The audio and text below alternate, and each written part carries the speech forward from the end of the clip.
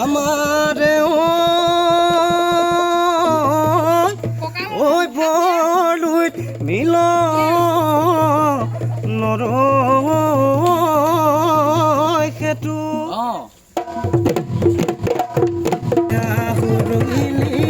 মোৰে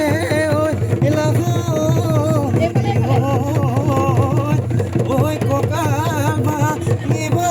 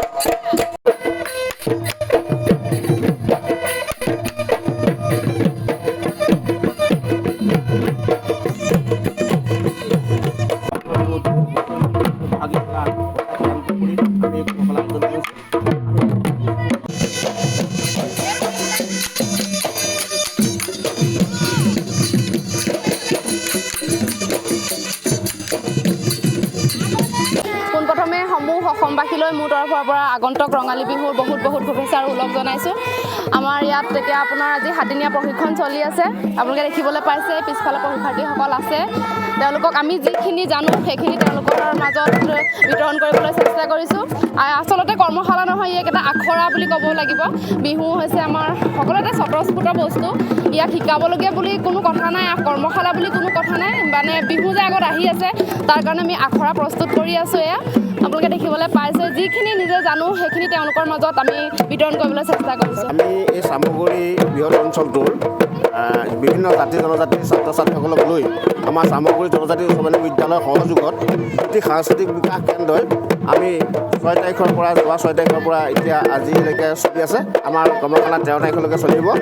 আমি এই সকলো ছাত্ৰ ছাত্ৰীক লৈ পেলাই আমাৰ অসমীয়া বাপতি সাহোন ৰঙালী বিহুৰ যি নাচ, সেই নাচটো সুন্দৰভাৱে প্ৰদৰ্শন কৰাব বুলি আশা ৰাখি আমি এই প্ৰশিক্ষণটো ব্যৱস্থা কৰিছিলোঁ আৰু যথেষ্টখিনি ছাত্ৰ ছাত্ৰীয়ে উপকৃত হৈছে।